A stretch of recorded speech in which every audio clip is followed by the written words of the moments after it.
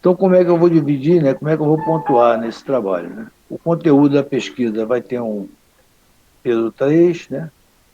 Quando eu falo slides aqui, é, no caso, não esquece isso, né? Porque a gente não vai poder apresentar, né? Mas de outras feitas, eu só preparava slide para poder fazer a apresentação, ou seja, o conteúdo era um, né, e o slide era uma coisa resumida. Se vocês quiserem, né, me mandar também o resumo em forma de PowerPoint, né, faz o conteúdo da pesquisa em Word, né, e faz um resumo também na forma de slide no PowerPoint, também tudo bem, fica legal. Porque a apresentação a gente não vai ter, né, porque vocês não vão poder fazer isso. Ou até não, a gente pode até pensar em fazer isso, né? Vou deixar por enquanto assim, né? A gente no dia vai fazer isso aí, aproveita uma ocasião, né? E cada grupo apresenta o seu, pode ser também. Vamos ver. Vamos manter o que está combinado aqui. Tem que apresentar aqui no conteúdo, né, as fontes de pesquisa, né, o que usou para fazer cada um dos trabalhos, livros, artigos, os sites que foram visitados. E aqui a participação como espectador vai depender do dia, né, o quórum da sala, né? WhatsApp família. Se é aquele grupo, né? É um grupo que está presente na apresentação dos outros, tudo mais, e acaba pesando também. Mas isso aqui depois a gente atualiza. Mas eu acho que a gente pode manter esses slides e nas datas combinadas o grupo apresenta, né, e apresenta em PowerPoint. Então, o que nós vamos ter de tema daqui? Um grupo vai falar sobre o sistema da qualidade, ou seja, tudo que diz respeito ao sistema de qualidade, depois eu vou abrir um pouquinho mais à frente. A técnica de aprimoramento contínuo, né, que é até uma técnica japonesa chamada Kaizen, né, de melhoria contínua. É uma técnica muito interessante, muito praticada em indústria, tá? E ela tem um monte de características que vocês vão ver também um pouquinho mais na frente, né, porque vai servir para valorizar o trabalho de vocês. Comunicação e relacionamento nas estações de trabalho, também isso aqui é uma outra, né, porque vocês, principalmente como engenheiros de produção, né, com certeza vocês deparam, né, com disciplinas que falam sobre isso, né, com estações de trabalho, né, principalmente quando vocês vão, acredito eu, quando vou falar de PCB, arranjos físicos, essas coisas todas aparecem. PDCA, né, a gente até mostrou isso aqui na última aula, né, na sala, né, ciclo PDCA, quando a gente falou de ferramentas da qualidade. E aí eu estou deixando aqui para livre escolha, né? Quem não quiser, quem na hora de fazer a divisão, não quiser fazer nenhum desses, né? A gente pode abrir para fazer. Aqui, alô, ao invés de 5S, eu vou ajeitar aqui depois, são 7S, que hoje tem mais dois censos, né? Que são praticados, né? Isso aqui, principalmente depois que foi introduzida, né? No sistema de gestão integrada, né? As normas 14.001 e OSA 18.001, e aí colocaram dois itens, né, nessas conceituações desses censos japoneses voltado para a saúde, né, e segurança, as coisas. Então, hoje são 7S que praticam, né? Bom, isso é o que tem em literatura. E o Seis Sigma. Seis Sigma, eu diria assim, de todos, é o mais complexo, né? Porque ele tem uma base estatística razoável, mas assim, é uma coisa muito interessante de se fazer. Logicamente que eu não vou exigir quem for fazer o trabalho sobre Seis Sigma alguma coisa muito, né, rebuscado ou num nível de detalhe muito profundo, mas essa técnica, quando é bem aplicada nas empresas, né, ela promove assim uma melhoria danada em termos de redução de falhas, né, seja em processos, seja em equipamentos. Né?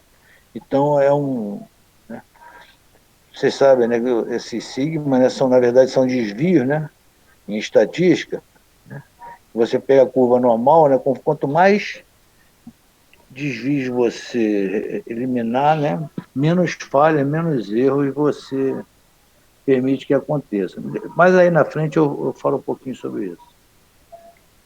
Então tá, sistema da qualidade, né, que seria o primeiro tema, né?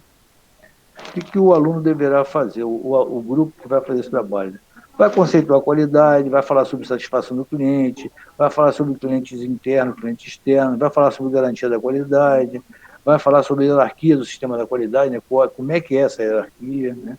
Vai falar sobre a gestão, né? O sistema de gestão, como é que isso acontece dentro de uma organização, vai falar sobre qualidade total e sobre o sistema de gestão integrada, que reúne as normas ISO 9001, 2014, 14001, 2014 e a OSA 18.000, 2007. Né? O outro tema, né, o Kaizen, né, que é o processo aí de aprimoramento contínuo, né, que o grupo vai fazer? Conceituar Kaizen, vai mostrar lá, por meio da literatura, vai descobrir lá as razões de sucesso, disseminação das eliminações, como é que isso aí acontece, né? O Kaizen na administração, o Kaizen e o sistema de sugestões, ou seja, quando essa técnica é aplicada dentro das corporações, isso aí gera assim, bastante solicitações de melhoria, né? O pessoal fica, né, contagiado e todo mundo quer fazer melhoria, todo mundo vê defeito, né? Isso aí é interessante. Então, tem dentro da literatura sobre Kaizen alguma coisa que fale sobre isso. Né? Kaizen versus inovação, né? Porque quando a gente viu lá o ciclo PDCA, a gente viu que tem lá, né? O ciclo, ele vai promovendo melhorias, né? A gente ainda não chegou a ver ele, não chegou a falar dele especificamente. Eu falei de uma forma geral, usando o MASP, né? A gente vai falar um pouquinho mais na frente só sobre o ciclo, né? Mas o ciclo tem horas que você faz melhorias, o nível de melhoria fica tão alto que você tem que dar um salto. Esse salto é a inovação, né? O cara faz carro com quatro rodas, vai melhorando aqui, melhorando ali. Chega uma hora e vai fazer um carro que não tem mais roda, um carro que vai ficar no espaço, ele vai se mover por meio de um colchão de ar, porque chega numa inovação, né? Nós vamos, sei lá se nós vamos chegar nisso, mas alguém vai.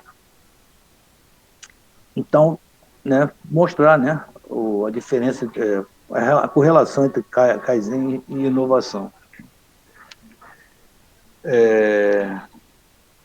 Aqui, o que acontece? Eu estou colocando aqui esse CCQ, Círculo de Controle de Qualidade, porque o Kaizen, né, ele incorpora na organização, né, esses ciclos, né? Esse ciclo nada mais é, nada menos do que um grupo, né, de pessoas, né, que se organizam no sentido de propor melhoria, de propor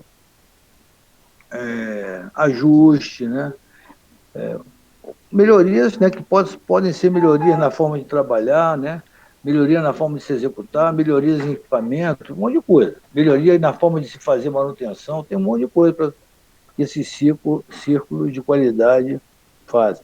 Né? Isso é fruto também, é provocado pelo Kaizen. Primazia da qualidade e a recomendação de Nemoto. Né? Nemoto, o cara que teorizou, né, que fez esse processo do Kaizen tomar vulto, né? Então ele tem lá algumas recomendações, isso aí também é bom que faça parte do trabalho, né, da revisão bibliográfica. Comunicação e relacionamento nas estações de trabalho, né?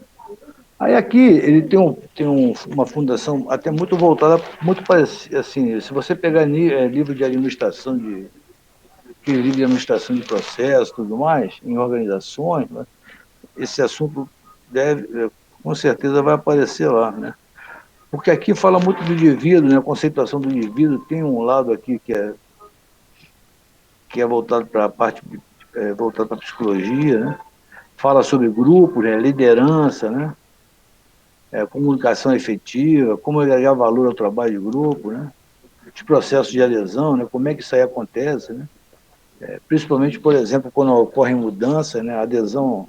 A gente está vendo aí, né, como é que está essa situação do Covid, né? O processo de adesão é meio complicado, né? Todo mundo sabe que é perigoso, né? Pode se contaminar, né? Mas, ao mesmo tempo, né, as pessoas olham para as suas necessidades individuais e aí começam a questionar, porque realmente tem pessoas que estão em situação muito estão muito prejudicadas, né? Pessoas que não têm uma atividade fixa, que não têm de onde lugar certo para ganhar dinheiro, né? E aí ficar em casa, né? Significa, né, perder tudo, não colocar comida em casa, né? Então, por exemplo, é um processo de adesão, né? Você formar uma liderança, né, que faça com que as pessoas apresentem adesão a um processo desse é difícil, né? Bom, não vou nem agora, nem vou nem falar o que está acontecendo, porque a gente sabe que tem, né, esse processo está confuso no Brasil para caramba, mas vamos tirar de lado isso, vamos pensar no nosso trabalho. E também uma coisa que tem que entrar aí são os tipos de liderança, né? Quando a gente fala em trabalhos em grupo, essas coisas todas, né? Tipo de liderança, isso aí também faz parte desse processo de comunicação. O PDCA, né, vai falar sobre o ciclo, os princípios de Deming, comprometimento, envolvimento, disseminação da informação, sinergia. E um exemplozinho de aplicação para poder mostrar, né, o ciclo, né, e como é que aquilo gira em termos, né, de padronização, melhoria. Né? Eu devo falar sobre o ciclo talvez semana que vem.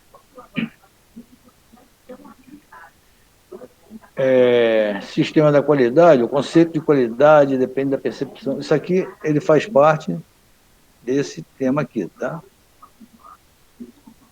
Então esse conceito, né? E aqui está um pouco mais abrangente, né? Até para facilitar a pesquisa de você. É um conceito, né? Que depende da percepção de cada um, né? Função de cultura do grupo, né? Como até a gente está falando, né? Cultura, necessidade, tudo isso afeta. Né? E aqui, né, a natureza dual, né? E dual por isso mesmo, né? Porque tem que aceite fácil, tem outros que não percebem as possibilidades de crescimento num sistema de qualidade, né? Tem outros que não querem sair daquele quadro confortável dele, né? Essas mudanças promovem, né, certos desconfortos no início. E a questão da dualidade também voltada para esse binômio, né, cliente-fornecedor. Sempre, né, inclusive o material que eu vou apresentar hoje fala um pouco sobre isso também, né? Essa relação com o cliente-fornecedor, ela uma das coisas que mais aparece, né? Quando a gente fala de sistema de qualidade, controle de qualidade, qualidade total. Quando a gente pensa no cliente, né, o cliente ele vê a qualidade como algo que se adequa, né, ao que ele quer, para o uso dele. Quando ele pensa no uso dele, né, a gente não pode pensar que o uso é só aquela satisfação que ele tem em, em ver o produto na cor, no tamanho, do jeito que ele queria. Né?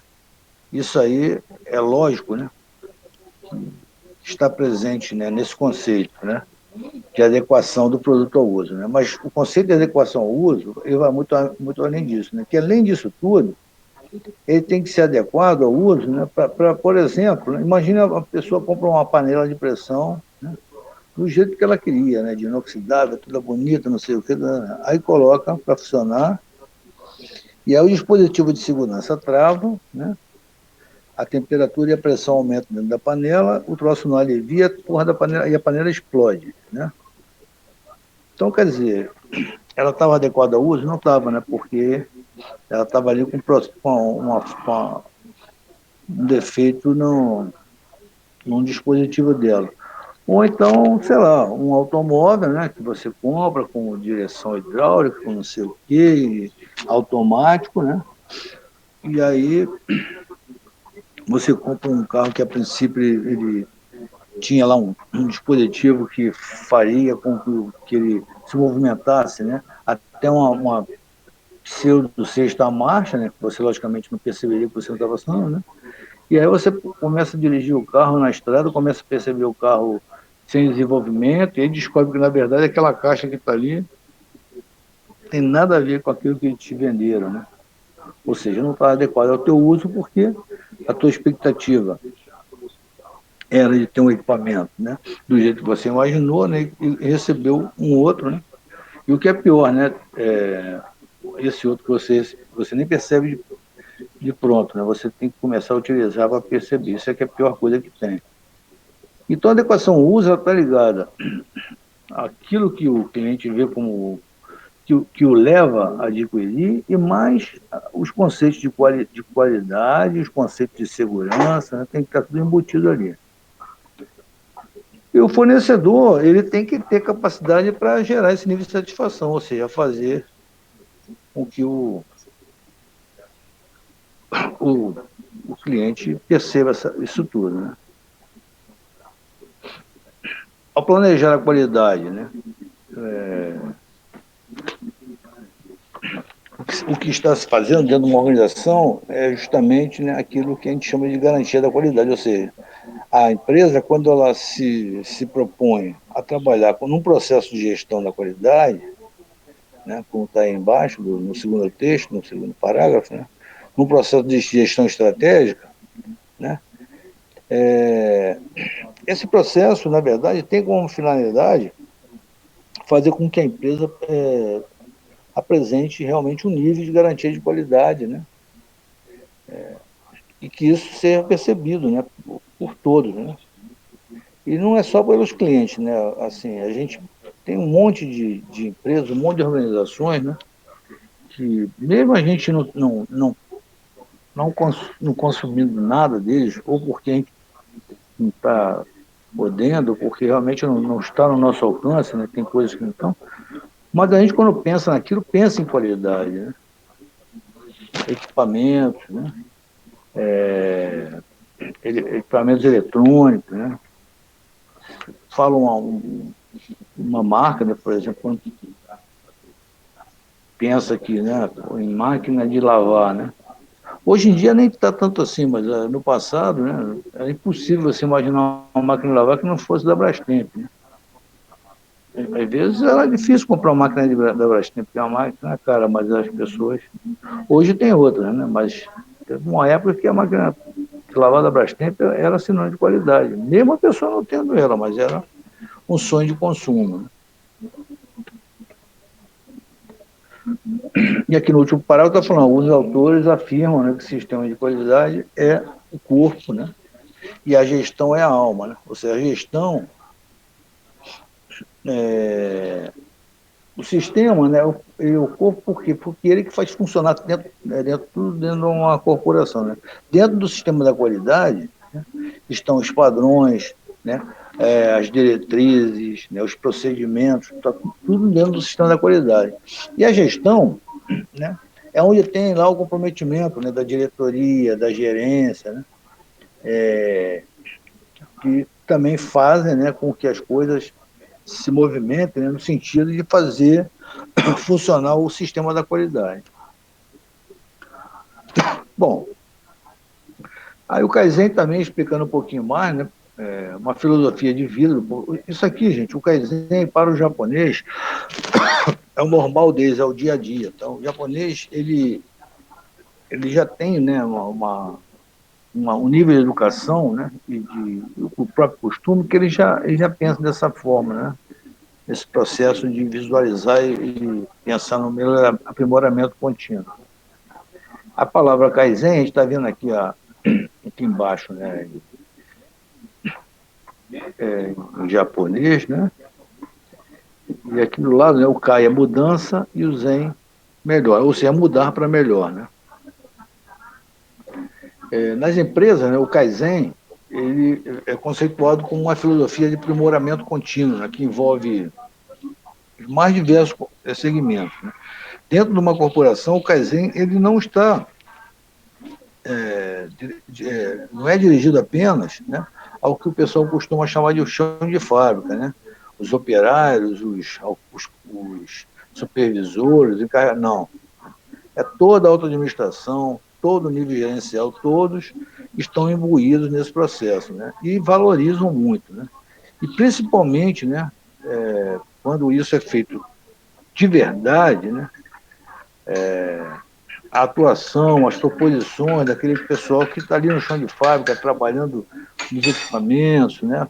Ou nos processos mesmo, né? Não precisa ser em equipamento, mas nos processos administrativos, mas, né?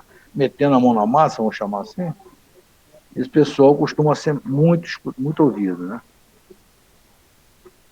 E a premissa é essa, né? Que tudo pode ser melhorado, né? Os processos, os métodos, os produtos, as pessoas, tudo pode ser melhorado. Então, o Kaizen é uma um processo, uma filosofia que serve para tudo, né? Não é para aprimoramento, para melhoria de tudo, né? Das pessoas, de metodologia de trabalho, né? Dos processos de execução, né? Do produto em si. Aqui fala um pouco mais sobre aquele outro assunto que é voltado para o relacionamento e comunicação das estações de trabalho, né? Fala aqui mais sobre as necessidades do ser humano, né? As necessidades primárias, as necessidades secundárias, né? Não vou discorrer muito porque isso é o trabalho, né? Mas aqui pelo menos para dar uma orientação para você, né? Noção de grupo, né? Noção de organização, né? Grupos formais e informais, né? Isso aqui são conceitos muito interessantes, né? Porque a gente isso aí percebe, inclusive, dentro das corporações, né, que existem grupos formais, por exemplo, um grupo que trabalha no horário de turno dentro de uma certa unidade. Né? Mas, dentro desse grupo, às vezes, formam-se grupos separados, né? E esses caras formam uma influência danada, né, naquele local de trabalho. Né? Ou seja, é um grupo informal, porque o grupo todo é aquele contingente de pessoas que trabalham naquela unidade ali. Mas acabam se formando outros grupos, né? Dentro da informalidade, e esses caras influenciam pra caramba. Eu conheço. Isso aí é muito comum dentro das empresas, né? Em qualquer atividade, né? Vou passar aqui. Aqui fala um pouquinho mais do ciclo PDCA, né? Quem desenvolveu esse ciclo, né, foi o Stewart, né? Que era um cara também que trabalhava muito com estatística, né? Com desenvolvimento. Mas foi Deming, né? Quem viu o valor dessa técnica, né? E divulgou ela, né? E fez ela ficar conhecida mundialmente, principalmente pelo que ele fez no Japão em termos de aplicar essa técnica do PDCA, né? Como eu disse naquele dia na nossa aula lá, né? Esse PDCA que é a contração, né, da expressão plan, do, check e action, né, que é planejar, né, realizar ou fazer, né, verificar e agir. Por meio disso, né, o Deming determinou lá 14 princípios, né, que se fez como uma base filosófica, né, administrativa que para orientar, né, pessoas, né, nesse processo também de melhoria contínua no trabalho. A figura do ciclo não está aqui, né? Mas vocês já viram, eu já mostrei isso para vocês. E, de repente, para a próxima aula, eu apresento aqui um pouco mais sobre essa técnica. O 5S, como eu disse, né, eu vou mudar aqui, a gente vai fazer o 7S e não o 5S. Né? E o 5S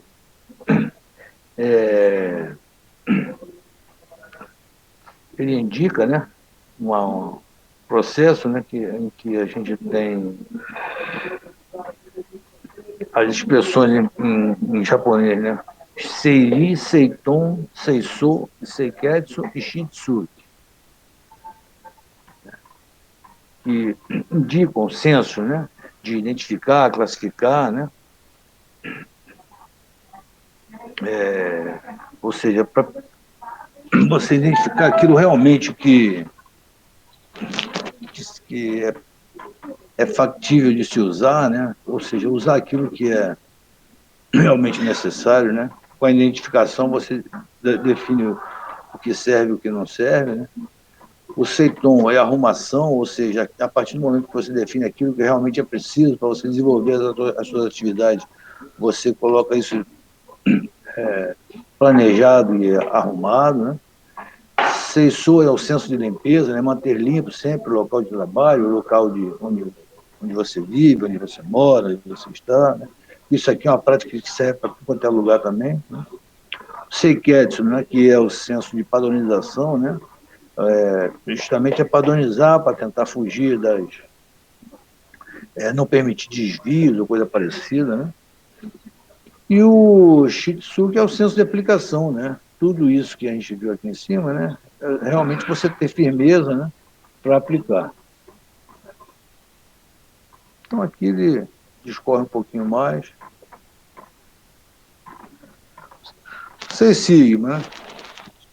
Que eu acho interessantíssimo. Né? Lembrando que o 5S, né? Que na verdade eu vou fazer com 7S, o 6 Sigma, os dois são técnicas que estão assim à escolha, né? Foram definidos ali aqueles outros que são temas que são propostos, né? E quem quiser fazer um desses dois também pode fazer, ou seja, não fazer um daqueles para fazer. O Seis Sigma é muito interessante, né? É um processo baseado, né, em dados estatísticos, né, principalmente naquela curva normal, né? E a base dele é você trabalhar estatisticamente, né, para reduzir desvio, né? E aqui está falando, né? Quando essa técnica é bem aplicada, tá vendo? O objetivo é você ter aí no máximo 3 a 4 defeitos por cada milhão de atividade, cada atividade feita, né, realizada. Ou seja, para cada milhão de processos, você tem aí em torno de 3, 4 defeitos. Isso aí é um nível de assertividade absurdo. Tá? Tudo bem, gente? Todo mundo aí? Sim, eu tô aqui. Eu estou saindo agora desse slide, é que o troço está lento pra caramba. Sabe? E antes de nós. Antes de eu apresentar agora os outros slides, que são exatamente os slides do nosso material de hoje, eu queria então ver com vocês, já para vocês já irem se acertando para formarmos aí os grupos, né? Eu estou vendo que hoje, por exemplo, aqui na sala, além de mim, tem 13 pessoas, né? Eu não sei exatamente o tamanho da turma, eu vou procurar saber agora esse dia, lá com ver quem é que você tem gente de diretoria, essas coisas assim, para a gente dividir. Como tem a possibilidade de fazer 4 ou 5 assuntos, né? O ideal também é não fazer grupo muito grande, né? Mas aí na semana que vem, pode falar. Mestre, 3 tá bom? Oi? 3 pessoas tá bom no grupo? Eu estava imaginando isso, algo no máximo com 13, entendeu? Eu acho que. Eu realmente eu vou ser sincero que eu não sei quantas pessoas tem, né? O que eu estou falando aqui, hoje nós estamos reunindo aqui, são 13, agora são 15 pessoas, né, comigo. Né? É até um quórum razoável. Né? Eu não acho que a turma de gestão da qualidade seja uma turma muito grande, não. Mas eu acho que 3 pessoas no grupo está de bom tamanho.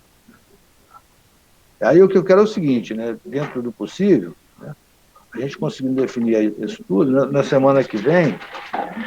Outra coisa também, quem é que gostaria, perguntaram aí se já tinha um grupo, não sei o quê, quem é que gostaria de formar um grupo aí no WhatsApp e administrar? Porque seria bom a gente ter um grupo no WhatsApp até para trocar ideia, né? Com relação ao que está sendo feito e tudo mais. Se alguém. Tem gente, eu sei que tem gente que gosta de fazer esse tipo de coisa, de administrar os grupos de WhatsApp e tudo mais, que se alguém quiser fazer isso, a gente pode combinar e ficar aí com um grupo no WhatsApp até para trocar ideia, né? E, logicamente, na semana que vem a gente bate um papo, né? E aí podia, por exemplo, dentro desse grupo do WhatsApp, vocês mandarem os grupos que vão fazer os trabalhos, já seriam. Ou então me mandar por e-mail também, pode ser. Vamos ver o que é mais fácil.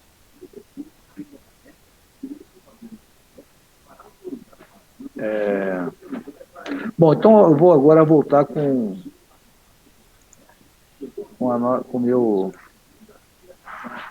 a apresentação.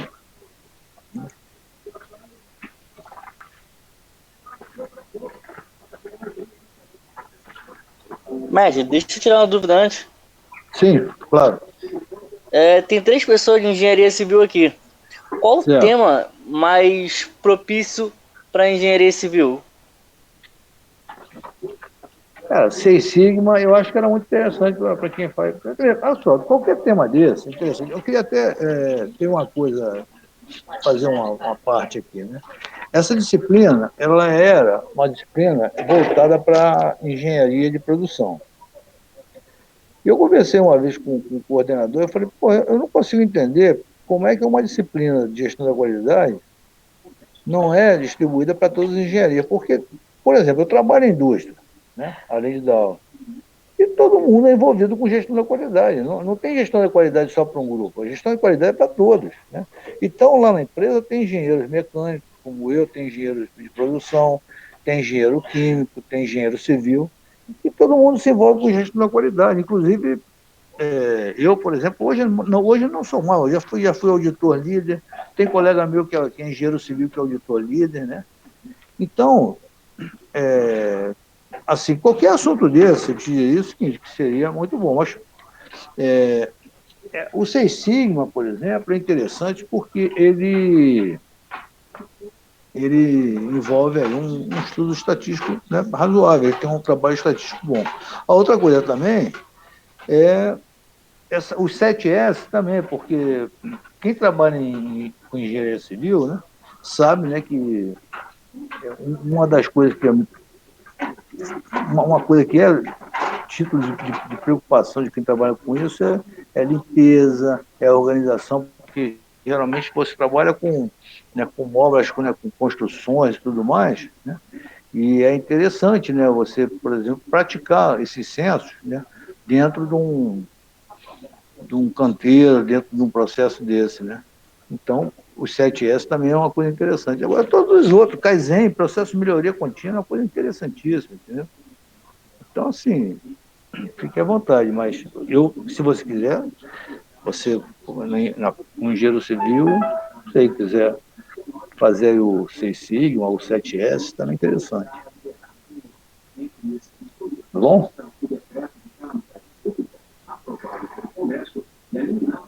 Ok?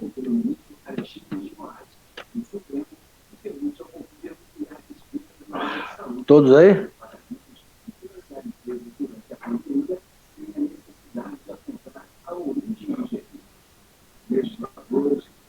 Alô?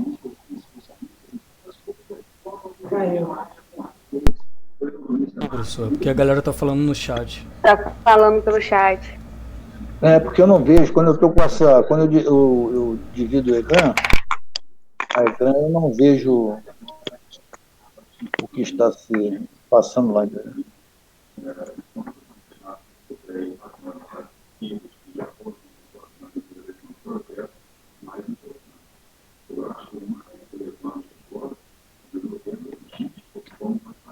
É o Diego que está, então, administrando o grupo?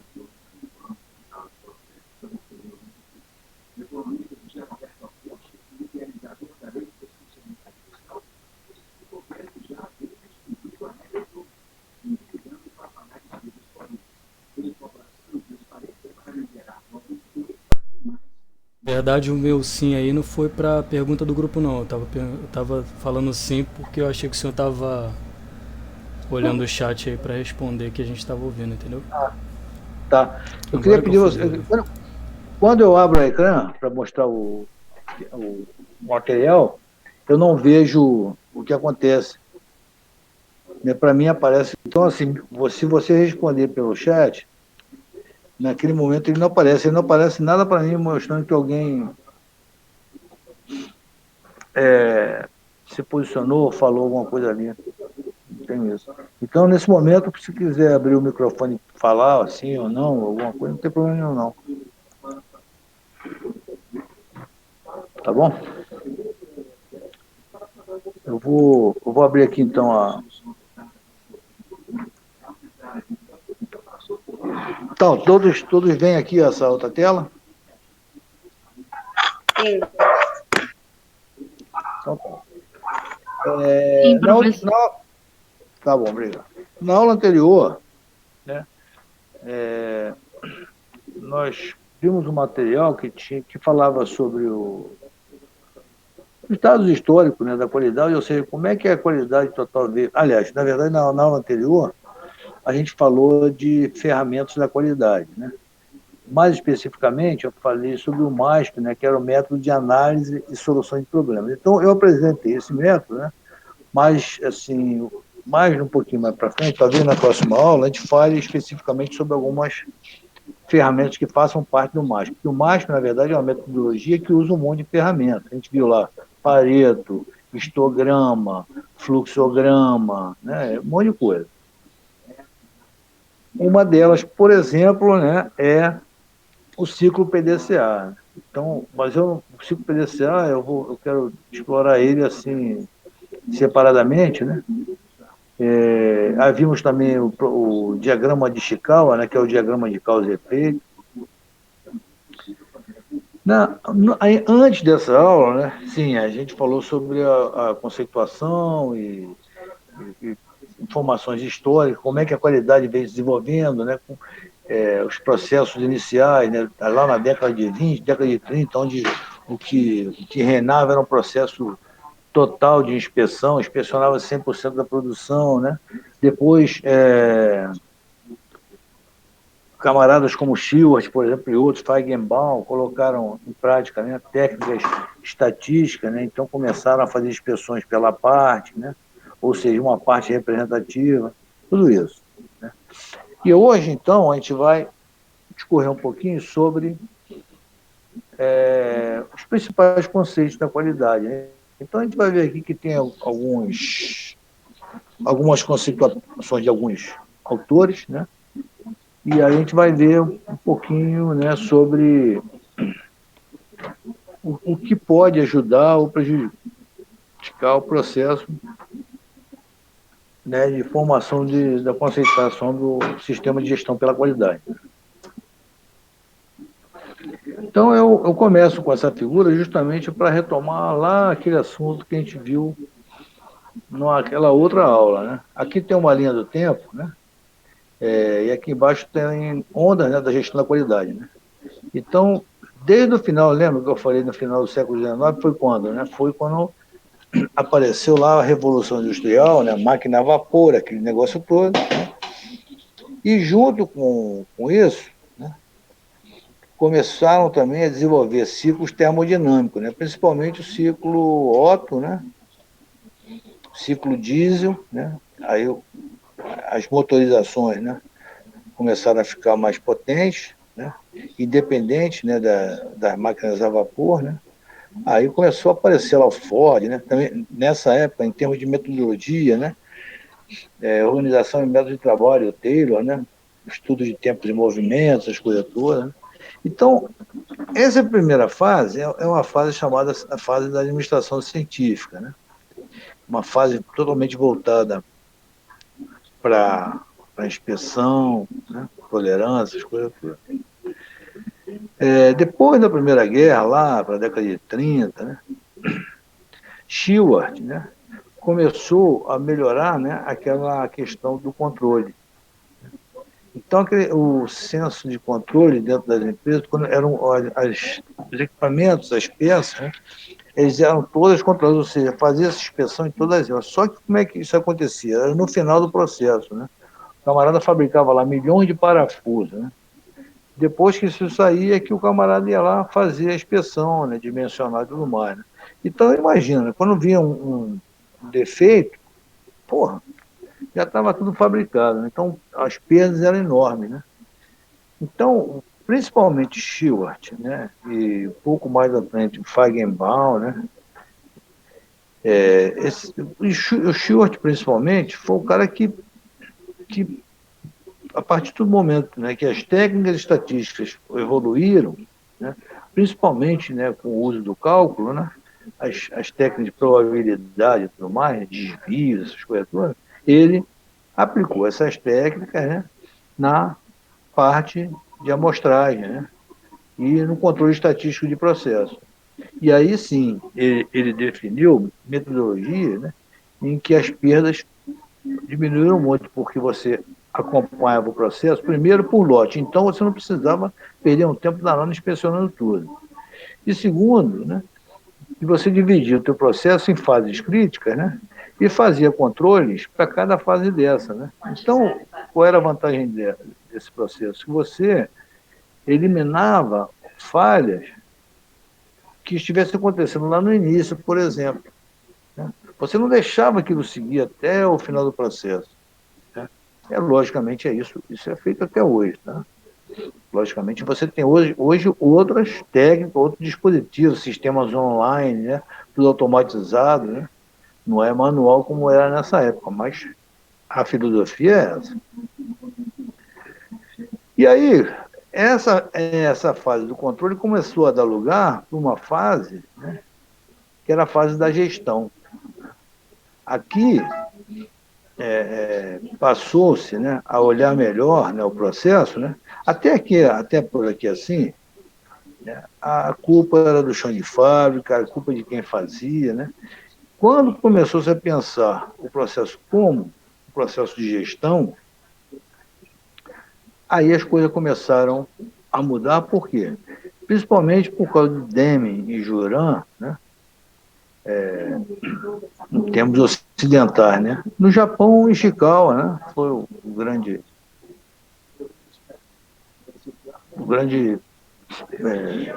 pensador dessa era da gestão, né? O Ishikawa também revolucionou o processo de gestão no Japão. Mas eles começaram a colocar processos, né, em que, primeiro, né, a auto-administração começou a se envolver cada vez mais, né, e toda a parte de execução, toda a parte de gestão foi sendo dividida, né, fazendo com que todos participassem. Né. A partir lá do final da década de 80 para a década de 90, né, começou a ser um processo, né, de certificação. Um processo agora é o seguinte, que mostrar que aquele sistema de gestão realmente dava os frutos que deveria. Né? Aqui nós temos o Seis Sigma, né, que esses dois caras aqui, justamente, que é um dos temas do trabalho, né? Essa metodologia estatística foi aquela que veio finalmente para quase que atender uma política de erro zero, de falha zero. Né? Falha zero é uma coisa dificílima de acontecer, mas o processo Seis Sigma, né, ele leva, né, um processo de produção, né, a buscar esse conceito de falha zero. Né? Porque a gente viu lá, né, de 3 a 4, né, resultados inoportunos para 1 milhão produzidos. Né? E aí entra em cena a ISO. Né? A ISO é um sistema de gestão, né, de normatização, né? E ela criou especificamente para essa parte voltada para a qualidade, né, a série ISO 9000, né, que tratava de todo o processo. E a relação ali, no caso da ISO 9000, era a relação entre o cliente e o processo, né? Ou seja, o fornecedor, né? quem produzia e quem era atendido. Né? Era cliente e quem produzia, cliente e o fornecedor. Né? Com o passar do tempo, né, e depois, principalmente de 2004, foram introduzidos, principalmente por causa das questões, né, ambientais, que foram tomando vulto cada vez mais, principalmente, né, no final dos anos 90 para o início dos anos 2000, e as questões também voltadas para a segurança e saúde, né, do pessoal. Aqui, quando a gente fala em sistema de gestão integrada, né, integração de sistemas, a partir de 2002, 2004, né, foram introduzidas essas outras normas, né, a série 14.000 e a série 18.000. Essa aqui, a 14.000, toda ela voltada para meio ambiente, questões ambientais, e a 18.000 voltada para segurança e saúde, né? Então, a gente percebe o seguinte, né? Esse PP aqui, ele está voltado para a qualidade, né? E para o sucesso, né, do processo de produção, processamento, mas junto com ele, né, a garantia, né, de que aquela forma de se trabalhar, de se operar, de se produzir, não vai permitir, por exemplo, que o meio ambiente seja afetado, né, e também, se a empresa ela se organiza de acordo com essa outra norma, ela garante o seguinte, que ela faz todo o possível, tudo que está das possibilidades, para evitar que os seus funcionários, os terceiros, todo o grupo que está daquele processo, se exponha a riscos que possam, né, comprometer a saúde, né, a segurança dele. E hoje é isso que está valendo, como eu já disse até para você, né, vocês vão receber mais na frente um kit, né, com essas normas, né, e já para a segunda parte do nosso curso, essa parte voltada para a certificação e tudo mais é o que vai valer para a gente. Então, assim, o desenrolar na linha do tempo é mais ou menos essa, né, em resumo. Agora vamos ver alguns conceitos, né? Ferreira aqui é do dicionário do Buarque de Holanda, né? Conceituação de qualidade, né? É dada, né, como propriedade, atributo ou condição das coisas ou das pessoas que é capaz de distingui-las das outras e de lhes determinar a natureza. Numa escala de valores, qualidade que permite avaliar e, consequentemente, aprovar, aceitar ou recusar qualquer coisa. Ou seja, se aquilo não está dentro daquele padrão, né? Se está dentro do padrão, dentro daquilo que se espera, né? Ele é aprovado, é aceito, né? Se não, recusa-se. Né? Para Juran, né? A qualidade tinha dois sentidos, né? Dois significados. Né? Um, né, era voltado para as características do produto, né, que corresponde às necessidades do cliente, né, ou seja, aquilo que está num determinado produto. Quando a gente pensa em produto, pode ser produto ou serviço, né? Não é só produto em si. Mas, ou seja, são características que atendam, né? Que respondem para o cliente, né? É aquilo exatamente que ele estava esperando. Né? Por outro lado, né, ele via também a qualidade como ausência de defeito, ou ausência de deficiente. Né? E aí, juntando essas duas, né, a gente usa justamente aquele termo que eu falei anterior, que é a adequação ao uso. Né? A adequação ao uso justamente é o quê? Atender aquelas necessidades básicas do cliente, né? Cor, tamanho, brilho, beleza aos olhos do cliente, né? Tudo isso, né? Aquilo que fez ele efetivamente comprar, né? Daquela marca. Né? E, ao mesmo tempo, ele não tem deficiência nenhuma, né? Não explodir na hora que você ligar, a roda não sair na hora que for se movimentar, ou seja, é a união das duas coisas. A adequação ao uso é justamente isso, né? É você ter aquilo que realmente você gostaria de ter, aquilo que fez você comprar, né? E, ao usar, ele vai atender plenamente ao que você quer, vai fazer tudo o que você quer e com segurança, né? Outras conceituações, né? A de Feigenbaum, né? É uma determinação, para Feigenbaum, né, no sentido do dinheiro, né? Qualidade é uma determinação de quem está comprando, né? De quem está adquirindo, né? Não é uma questão de determinação de engenharia, né? De marketing, coisa parecida. Né? Quem define a qualidade, né? É quem está adquirindo, quem está efetivamente comprando, né? Ou seja, as coisas são feitas para atender a quem efetivamente vai adquirir, quem vai usar. Albrecht esse cara morreu em 2014, se não me engano, né? Um dos fundadores da Audi, né? Aquela fábrica de automóvel. Para ele, qualidade é uma medida de extensão, né? Até a qual uma coisa ou experiência satisfaz uma necessidade, resolve um problema ou adiciona valor para alguém. E segundo essa NBR 8402, né? A qualidade é a totalidade de características de uma entidade, né? Que lhe confere a capacidade de satisfazer as necessidades explícitas e implícitas. Explícitas são aquelas, obviamente, que a gente vê, né? A cor, o desenho, né? O brilho, tudo isso. E as implícitas são aquelas que estão lá por dentro, que você não vê exatamente e só vai perceber quando usar. Outras coisas que definem, né, a imagem da qualidade, né? As dimensões da qualidade. Quando a gente está falando de produto, né? Desempenho, oportunidade, confiabilidade, durabilidade, a estética, interface pessoal, reputação, tudo isso faz você oferir qualidade a alguma coisa, né? Reputação, por exemplo, né? É fundamental, né? Você imagina, por exemplo, essa fábrica de cerveja lá de Minas, a Baker, né? Mesmo que libere aquela fábrica para funcionar, nunca mais ela vai poder ter esse nome. Eles vão ter que inventar outra coisa, porque a reputação dela está no jeito que é impossível alguém ter coragem de tomar qualquer cerveja deles agora. A reputação é fundamental. Outras coisas também, né? Facilidade para o uso, as características, consistência, uniformidade, precisão e conformidade com as especificações, né? Especificações aqui assim, são especificações também as técnicas, né? Resistir à pressão, temperatura, né? Tudo isso faz parte de especificação.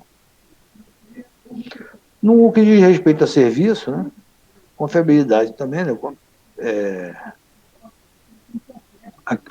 O serviço que é feito, né?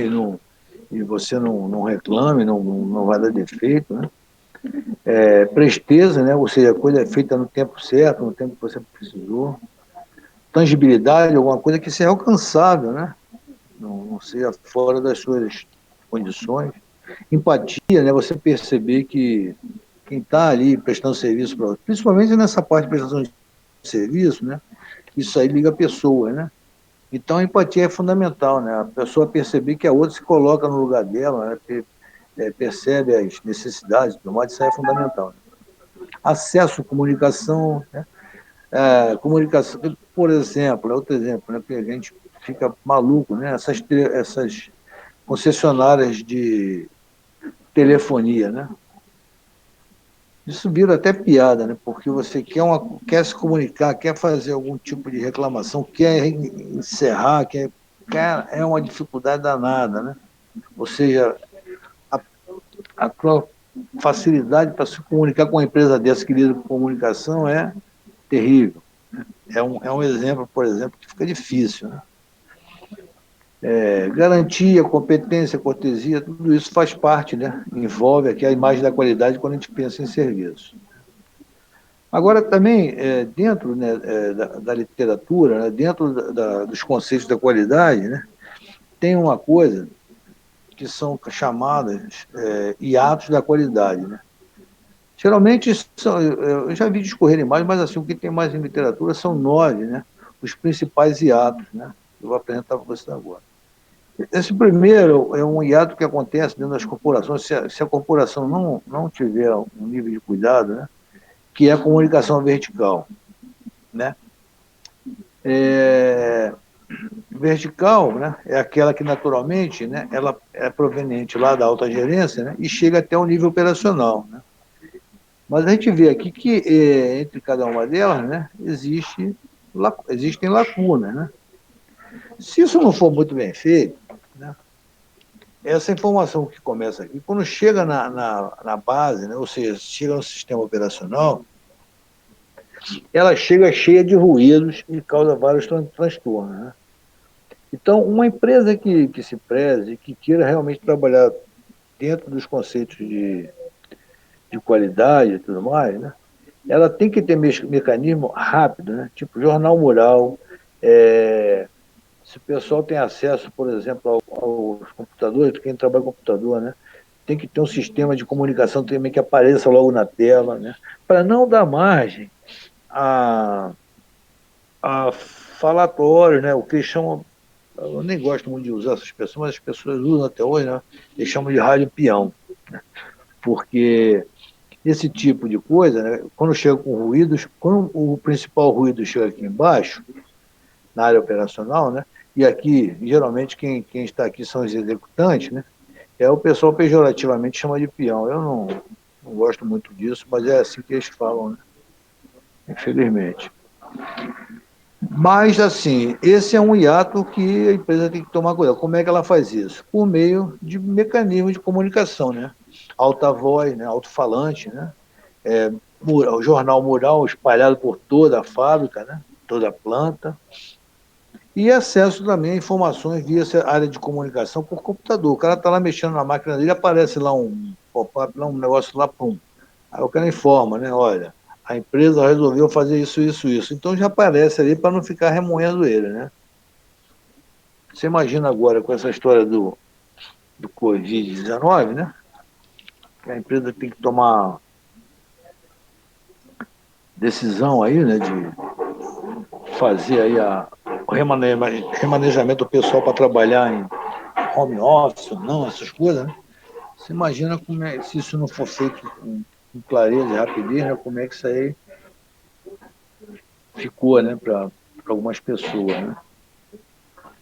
Lá na empresa mesmo, assim, não teve muito ruído, mas eu achei que demorou um pouquinho, mas é porque também é uma decisão meio difícil, mas essas coisas, assim, esses ruídos verticais têm que ser eliminados. O outro é o horizontal. O horizontal é aquele que aparece nas redes da empresa. Porque a empresa, na verdade, não, é um conglomerado de atividade, né? Tem o pessoal de produção, tem o pessoal da área de compras, tem o pessoal da área financeira, tem o pessoal de laboratório, tem o pessoal de venda, tem tudo isso dentro da empresa. Isso tem que andar com uma corrente, né? Porque por exemplo, né, se a empresa não tiver um sistema de emissão de nota direito, né, não adianta você produzir, que o produto não vai sair enquanto não tiver nota. Se a área de marketing, venda, a área comercial, sei lá como chama, não trabalhar direito para vender o produto que é feito, não adianta produzir porque o produto não sai. Então, porém, não é incomum que existam hiatos entre esses processos, né? São processos que formam uma cadeia, né?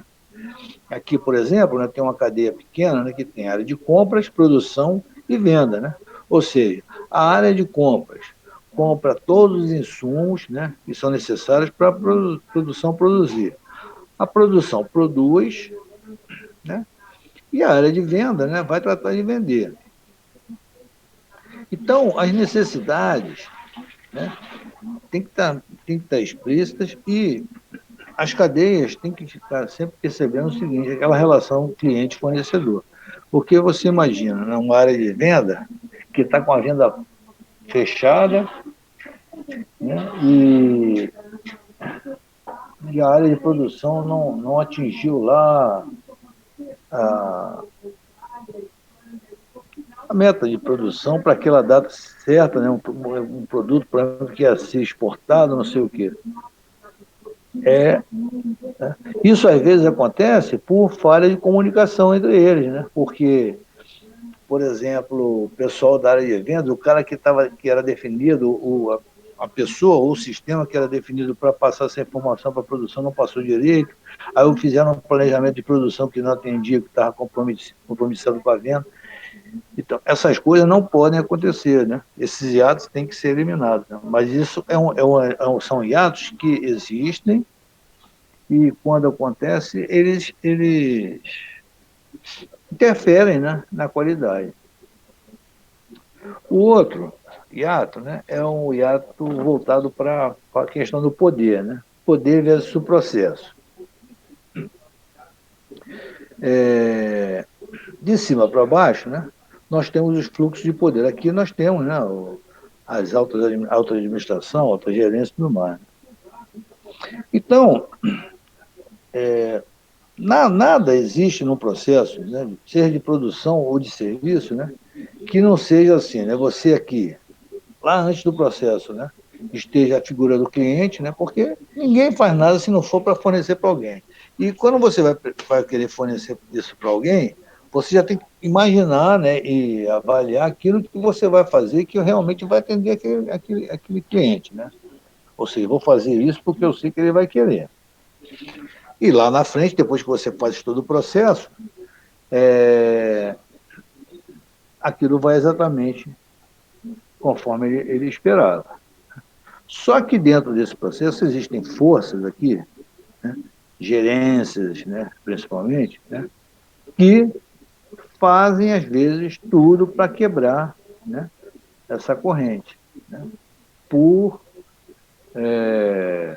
vários motivos. Né, por querer que a área dele apareça mais. Né, e como são detentores de poder, né, então eles, se não estiverem bem alinhados, né, ou seja, se a empresa não tiver organizada de forma a fazer com que eles realmente trabalhem um pelo outro, isso pode prejudicar a continuidade e o cliente, de repente, lá na frente, não vai receber aquilo que ele esperava. Né?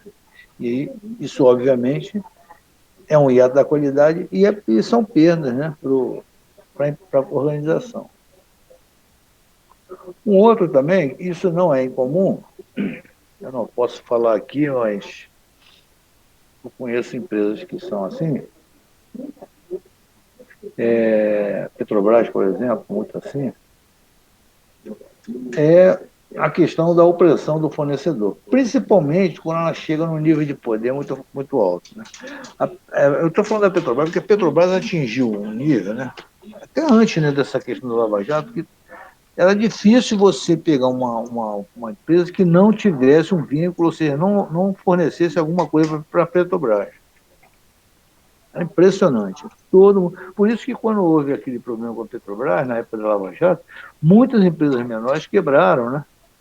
Porque perderam, né? Às vezes era uma empresa que fornecia para uma outra um pouco maior, essa um pouco maior para uma outra maior, outra maior para uma grandiosa, como uma Odebrecht, e ia tudo para a Petrobras, né? Quando quebraram esse ciclo, né? Então, o que acontece? Na época, onde isso estava dessa forma, quando estavam muito dependentes da Petrobras, a Petrobras tratava esses pequenos fornecedores, principalmente, de uma forma vergonhosa, sabe? Colocavam eles no chinelo.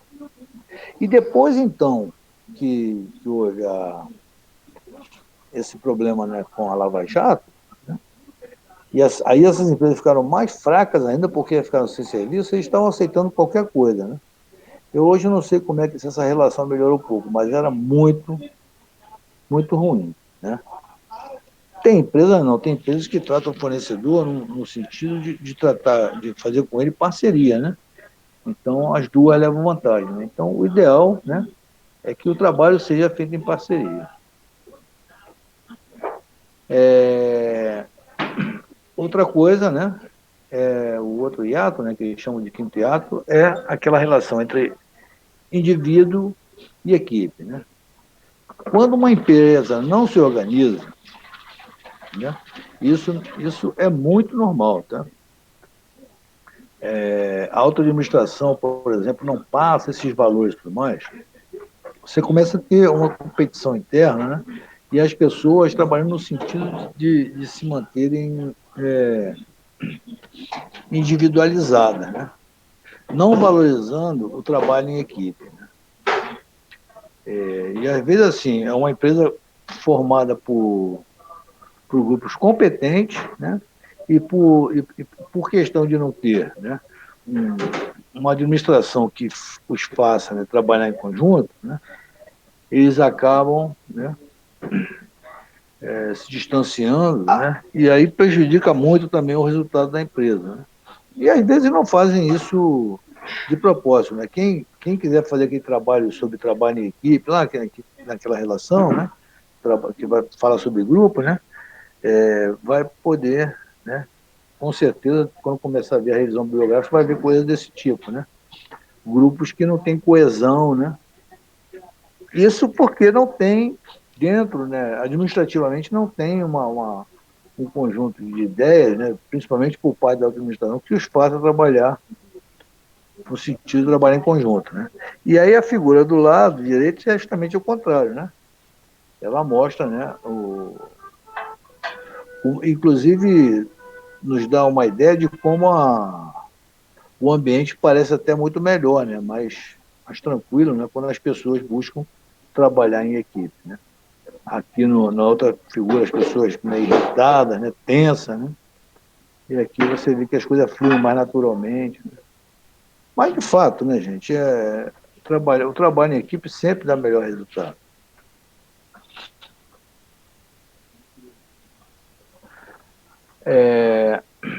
O outro hiato, né, é integrar a voz do cliente com a voz do processo. O processo, né, dentro de uma organização, né, o processo, na verdade, é tudo, né? É compra, venda, manutenção, produção, operação, engenharia de processo, tudo isso é processo, né? Todo mundo está ali para fazer o resultado lá na frente, né? Só que é o seguinte, principalmente nos dias de hoje, você tem as demandas, né?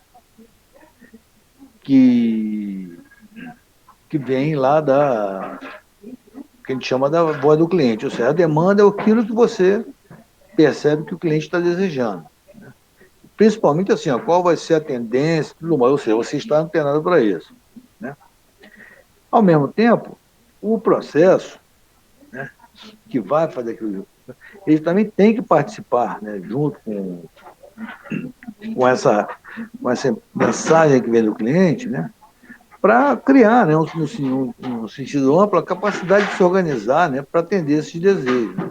Se o processo, né, ou seja, todo esse conjunto dentro da empresa percebe isso, né, as atividades saem de forma alinhada, né? A gente vê, né, aqui que você tem, né, desdobramento da qualidade, performance, né, e ciclos, tá vendo? O ciclo PDCA, né, que são ciclos de melhoria, né, de padronização também, para fazer com que o processo ocorra de forma que atenda, né, a voz do cliente. Mas isso só acontecerá se um grupo, né, ou uma parte dessa área de processamento, né, esteja junto com o cliente para se capacitar, né? Capacitar aqui a gente fala de tudo, né, treinamento e tudo mais. A saída, né, principalmente hoje já se enxerga o seguinte: a saída não é só aquilo que satisfaz o cliente em si, né? Qualquer um que adquira um produto, vou dar um exemplo rapidinho agora. Não sei se vocês viram, né? O pessoal tem noticiado no Facebook, por aí, que o Magalu, né, Magazine Luiza, né, tem feito um monte de ações, né, que os outros grandes magazines não estão fazendo, né?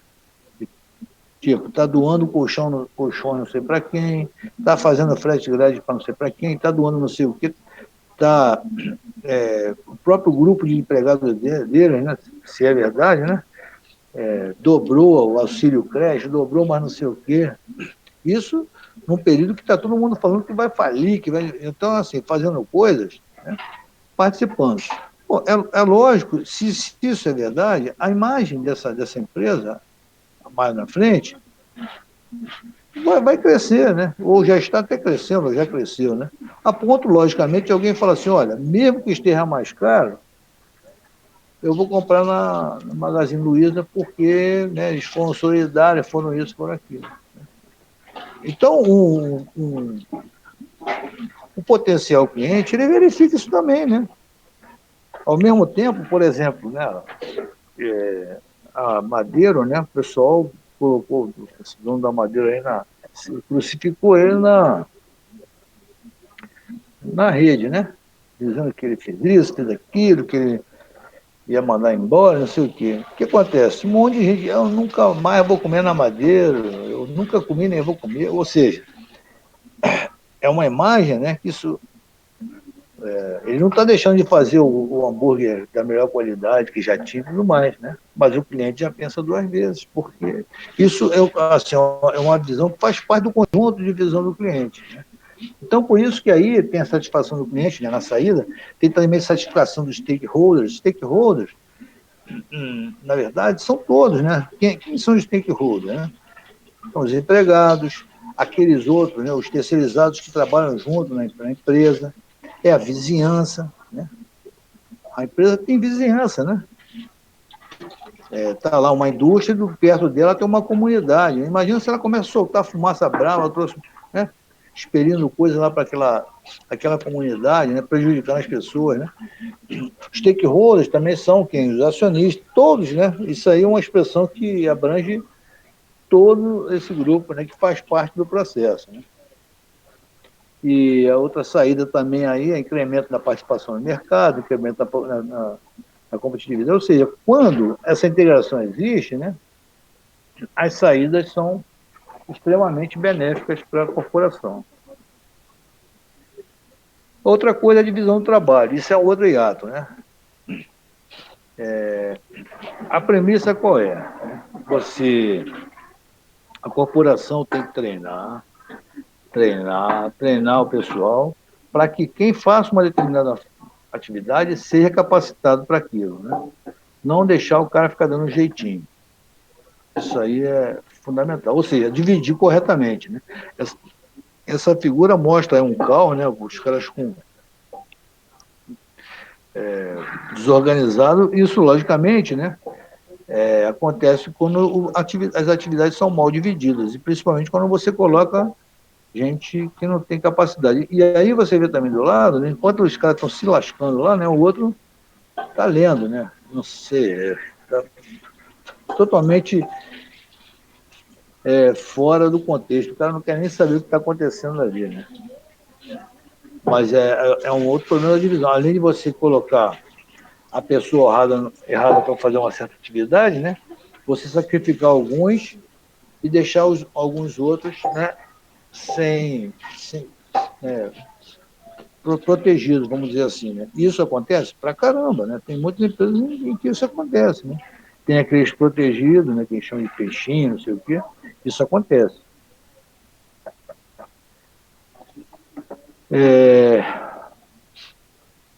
Um outro hiato, né? Isso aí é muito mais administrativo. O oitavo hiato, né, é a falta de alinhamento, né, entre os objetivos da empresa e dos indivíduos, né? Quando uma empresa é mal organizada, né, isso aí acontece. Como eu falei antes, a empresa pode ter funcionários, empregados qualificados, né, pode ter equipamentos de última geração, pode ter tudo bom para fazer o que há de melhor, e não faz. Por quê? Tem empregados insatisfeitos, empregados prejudicados em prol de outros, né? A administração não faz um alinhamento correto dos objetivos, né? Então fica um querendo fazer uma coisa, outro querendo fazer outra, né? E aí o que acontece, né? A empresa paga por isso, porque ela deixa de produzir, produz com má qualidade, né? Isso é típico, né, de atuação falha da alta administração. Geralmente a culpa é da administração. A culpa nunca é de quem está no chão de fora. E o último, né, é a falta de conhecimento da empresa. Né? Quando a gente fala falta de conhecimento da empresa, é o seguinte, né? Isso aí é uma pirâmide, né, como se fosse uma pirâmide que estivesse parcialmente submersa, em que você tem a alta gerência ou alta administração acima do nível, né, e o resto embaixo, ou seja, né, aqueles processos, né, abaixo de um certo nível, né, ficam mais ou menos meio que desconhecidos, né?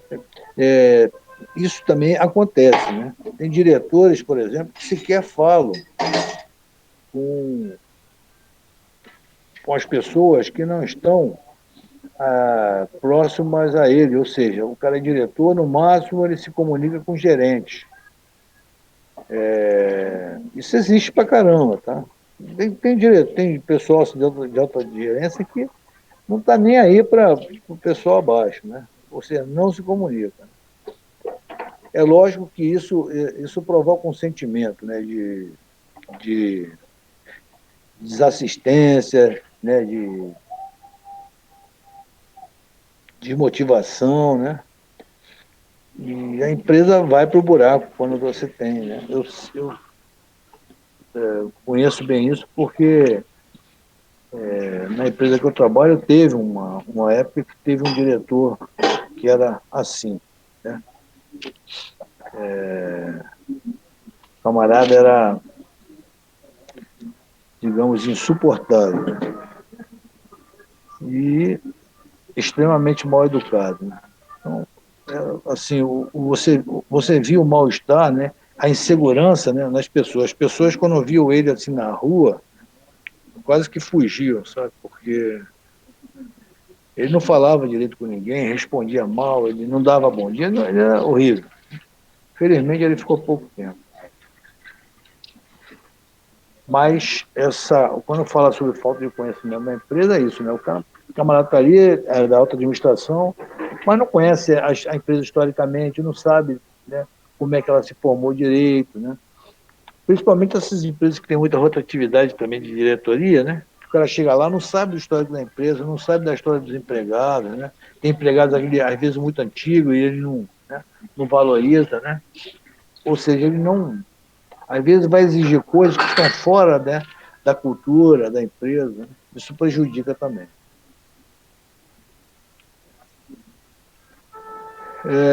Agora vamos ver um pouquinho sobre a área de atuação da qualidade, né? Ou seja, aqui, né, onde a qualidade, né, quando implantada, né, ela entra, né, de modo a promover melhoria, né? Na parte relacionada com relação de poder, né, dentro da empresa, na organização, né, o texto diz aqui, né, agir numa organização com relação à qualidade e agir na base de poder da mesma. Implantar qualidade depende basicamente do comprometimento e do envolvimento de todos os indivíduos de uma organização, né? Então, aqui, no que diz respeito à organização, né, é o envolvimento de todos, né? E, principalmente, né, a organização tem que perceber o envolvimento da auto-administração, né?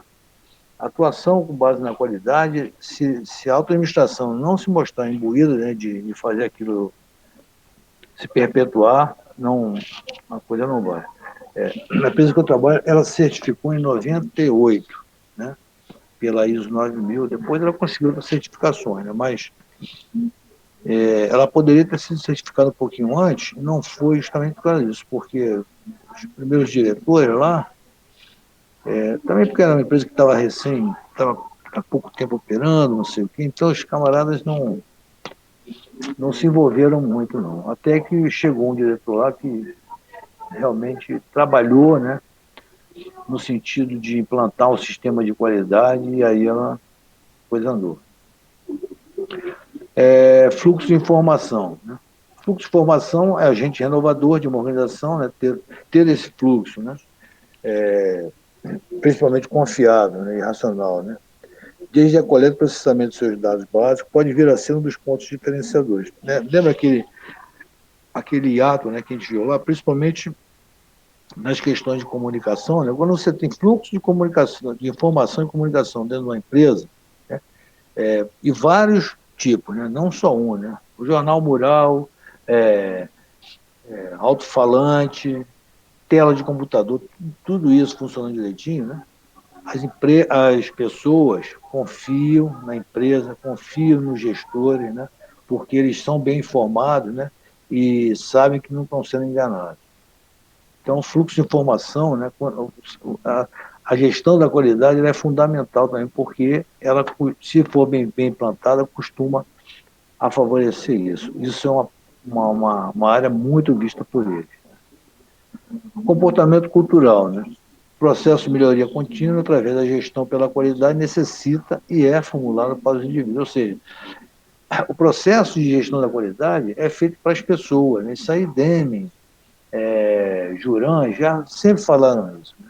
Promover o aperfeiçoamento e a melhoria das pessoas. Né? É aí que a empresa ganha. Né? Pessoas bem informadas, bem cuidadas, né? Culturalmente melhores, né? Bem orientadas, elas com certeza vão render ótimos frutos para a empresa. Ou seja, trabalhar na cultura. Relacionamento do processo produtivo, né? Também, né? Um processo, né? Voltado para a gestão da qualidade, né? Aquela relação do cliente com os processos e tudo mais, isso aí, o poder interfere o mínimo possível, né? Na verdade, ele interfere para ajudar, né? O processo se faz de uma forma fluida, né? Excelente. O sistema de gestão é fundamental. Promove, né, um processo de criação de valores, né? Ou seja, valorizar fornecedores, valorizar clientes, né? E fazer com que eles valorizem também, né, as atividades da empresa. Né? Atuação também pela qualidade, né, forma uma cadeia de valores também muito grande. Né? Melhorias no relacionamento dos negócios, né? Tanto internamente quanto com os clientes externos. Né? O objetivo principal é diminuir a distância entre a expectativa do atendimento à necessidade dos clientes e a real percepção da satisfação deles. Aí, tanto é dito para clientes internos quanto para clientes externos, né? Para toda essa cadeia. Né? O sistema de gestão pela qualidade promove, né? Ela elimina essa distância. Né? O cliente externo participa muito mais, né? Você deixa ele participar inclusive, a corporação pode até procurar fazer coisas, né? Que atendam mais especificamente a ele, para ele sentir, né? Agraciado, assim, como se estivesse indo por a gente chama de processo tailor-made, né? Então, como se o cara fosse no alfaiate para fazer a roupa para ele, né? Esse processo é interessante. Outra coisa também que esse processo de gestão da qualidade, a atuação pela qualidade, facilita, né, a questão da avaliação do desempenho. Né? Então, assim, se o processo está tudo bem, né, as áreas financeiras, o processamento de produto, todas elas estão funcionando, né? As metas estão sendo atingidas, os resultados estão aparecendo, né? O desempenho, né? Tanto o desempenho das pessoas no sentido de premiar e tudo mais, né? Como esse desempenho que é visto lá pelo cliente externo, né? Ele aparece, né? Aparece, então, ele tanto faz com que a empresa seja premiada, porque o cliente externo, aquele que adquire o bem, né? Vai enxergar a empresa, né, como alguém de valor, né? Como também esse desempenho, né, vai trazer frutos para quem está fazendo parte do processo também, em termos de promoção, né, em termos de aumento, sei lá, melhoria, né? Mudança de mudança de processo, tudo mais.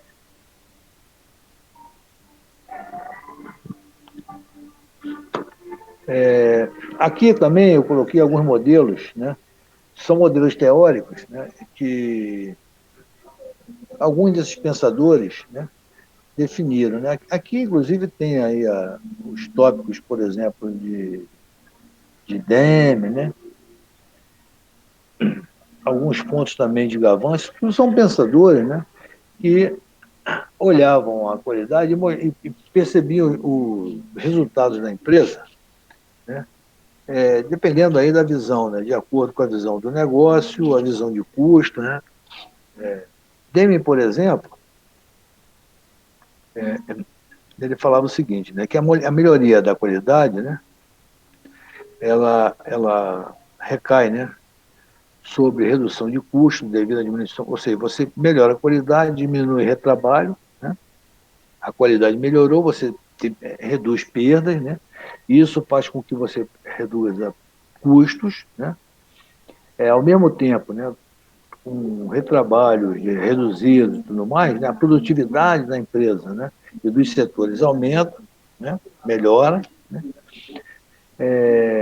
com isso, né, a empresa vende mais também, né, porque ela vai refugar menos, né, vai fazer com mais qualidade, né, isso aumenta a participação dela no mercado, ou porque ela está vendendo mais, ou porque o produto está tendo mais aceitação, né, porque o cliente vai perseguindo, vai percebendo, né, a superioridade na qualidade e até no preço, o preço pode ficar mais baixo um pouco, né, porque as perdas são menores, a empresa pode reduzir um pouco mais o preço ou praticar um preço mais justo, né?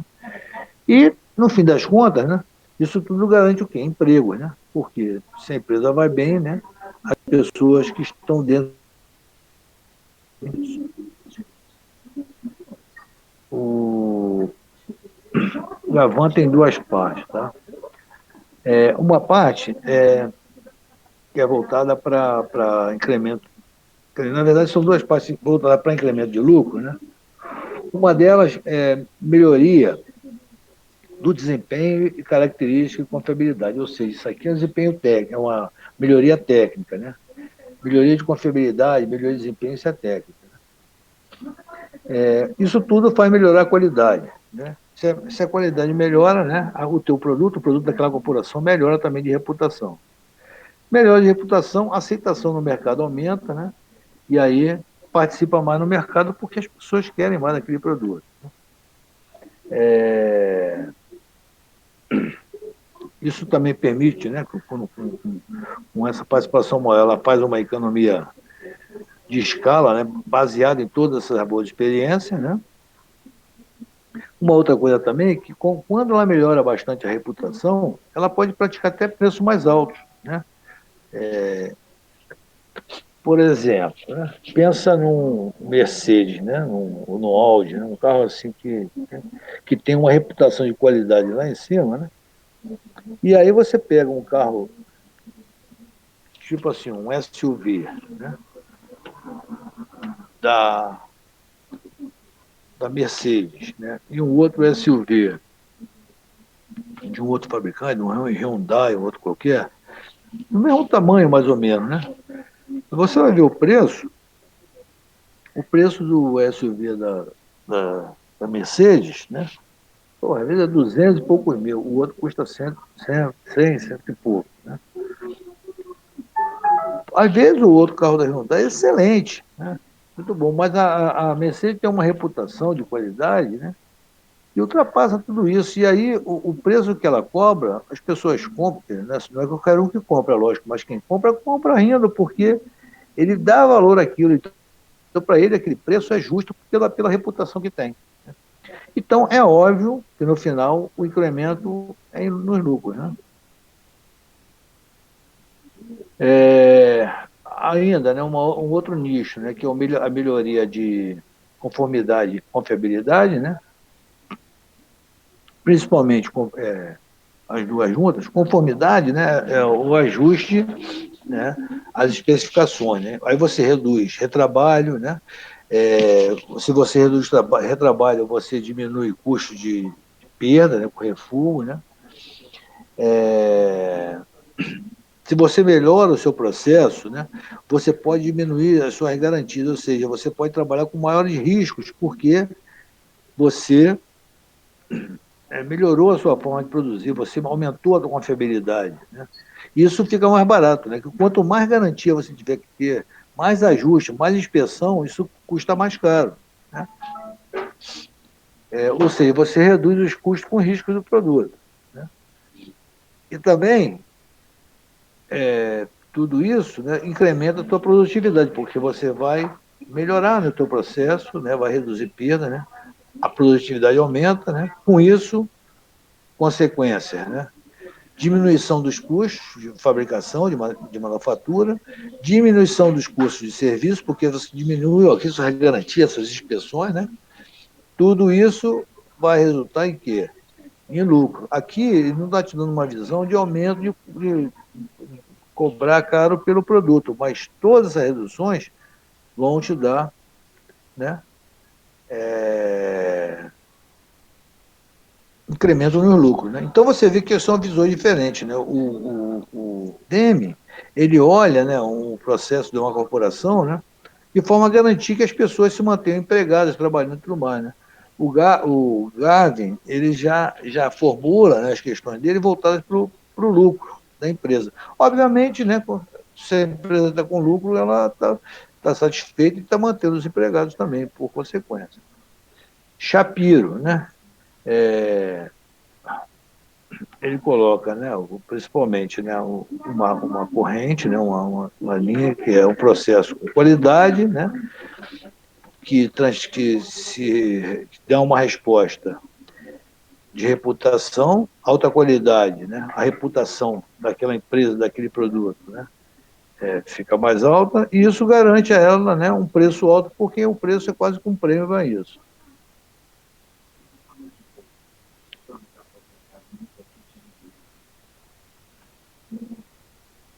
Eu vou... Bolton e Drill, né? E aí você tem aqui outras entradas, né? Atributos organizacionais, atributos de engenharia, né? Aqui a especificação, necessidades pessoais, experiência, né, passadas e tudo mais, ou seja, aqui tem uma parte histórica, né, de conhecimento, né?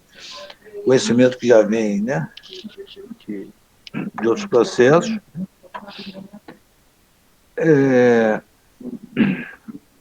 Isso tudo, né? Colocado aqui numa caixa, né, que visa, né, a colocar ali todos os atributos e dimensões daquele serviço, né, aquilo que vai ser feito, né, aqui no caso, né, também desempenho de negócio. Né. As consequências, né, percepção do nível de desempenho por componente, né, expectativas, né, redução de não conformidade, né, e consequência, né, boas expectativas, redução de não conformidade, qualidade no serviço, aqui é mais voltada para serviço, né, satisfação dos clientes. Esse outro quadro aqui, esse aqui não é o Winston Churchill, né, um outro Churchill. São dois camaradas, Superman e Churchill. Ele parte, né, do desempenho dos produtos, né, na questão do desempenho, né, superando as expectativas do cliente. Se superar a expectativa do cliente, né, ele excede aquilo que foi confirmado, ou seja, era confirmado só para atender, né? Ele excedeu isso aí e o nível de satisfação muito alto. Né? O produto atende exatamente o que o cliente quer, né? Ele é confirmado e aceitação básica. Né? Se aquele produto, né, aquele desempenho for abaixo das expectativas, né, a expectativa não é confirmada, fica abaixo, né, e, logicamente, gera uma satisfação. Né?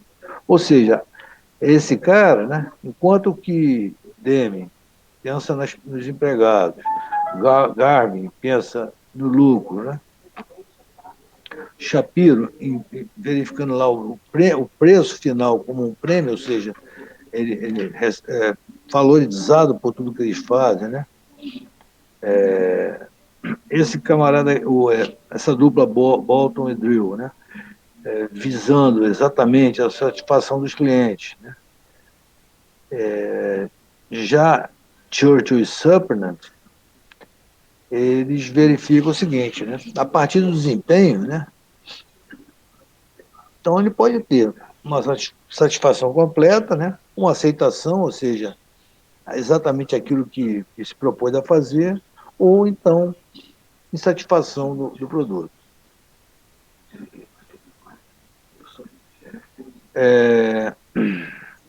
Um outro diagrama, né? Que você tem aqui como base a qualidade, né?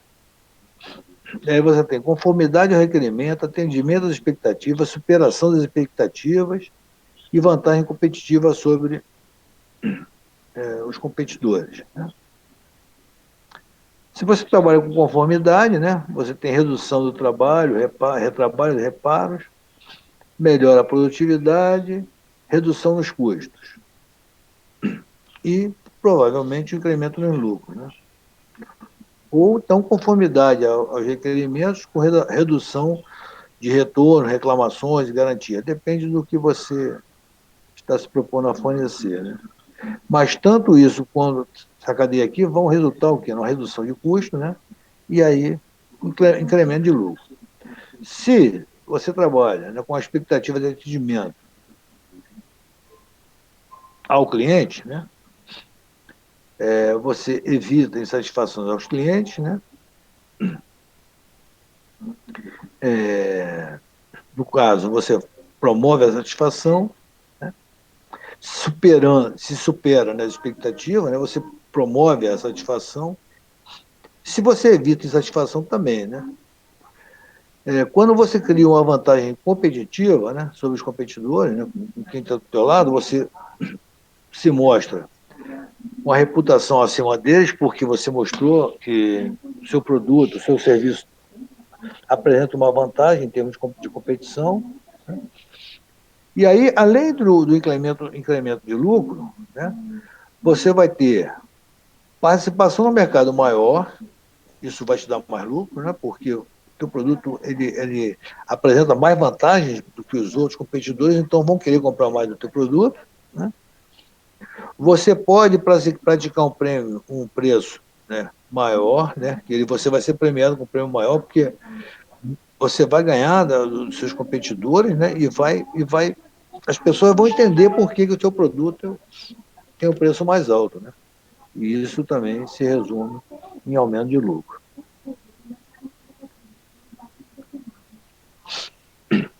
Bom, pessoal, na próxima semana, eu quero ver se a gente já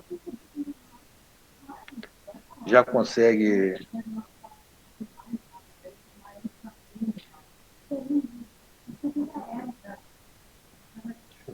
voltar aqui.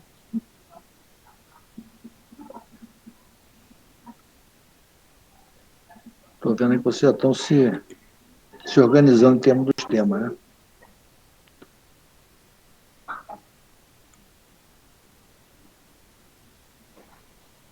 Isso aí. Bom, na próxima semana, eu já queria ver, então, se a gente já começava a nossa reunião discutindo e acertando os grupos, né, e os assuntos, né, para a gente definir uma data, né?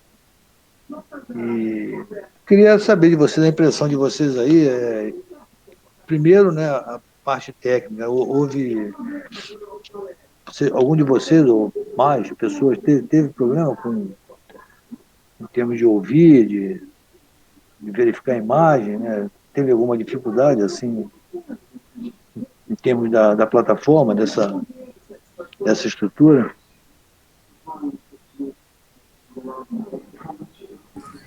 Aqui foi tranquilo, professor, no normal. Aqui também, só no início que tava meio estranho, mas aí eu fechei o aplicativo e abri de novo e entrou normal. Legal. O que acontece? Eu queria também ver com vocês, e vocês fiquem à vontade, né?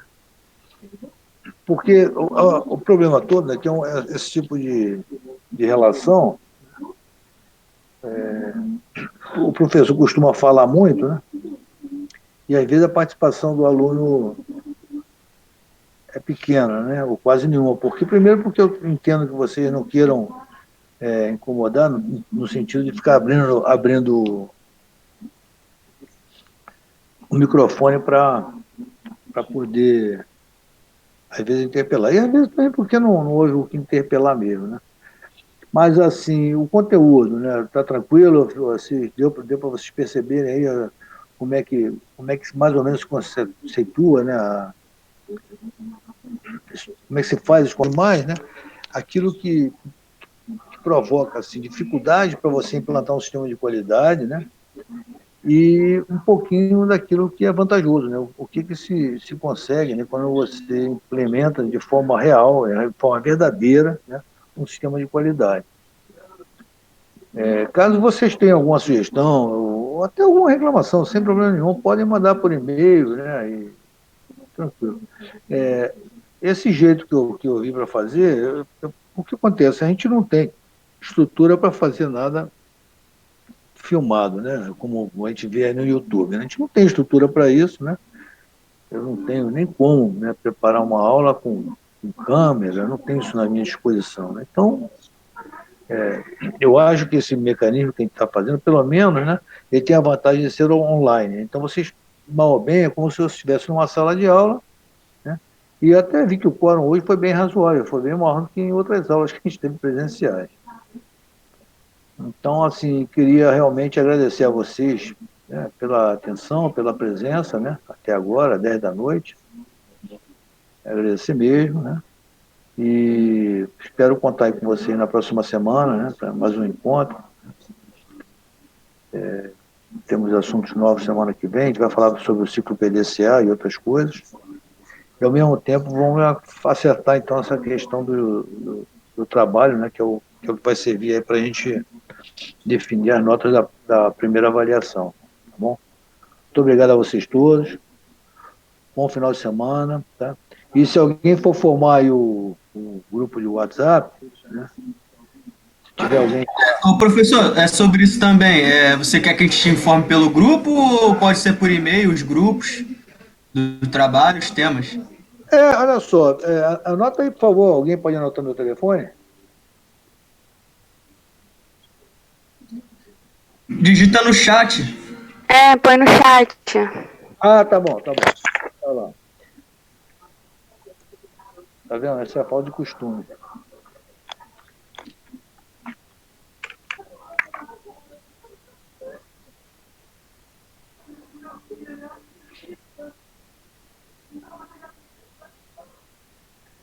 Tá aí. Já coloquei já. E aí a gente pode se comunicar pelo WhatsApp, né? O WhatsApp é bom, que é uma comunicação rápida, né? Por e-mail, por exemplo, eu tenho um celular que é da empresa, eu tenho mais contato com o e-mail da empresa do que o meu e-mail mesmo. Meu e-mail é só quando eu estou em casa, né? Não costumo ver pelo celular, não, porque tem tanta coisa que a gente tem para fazer.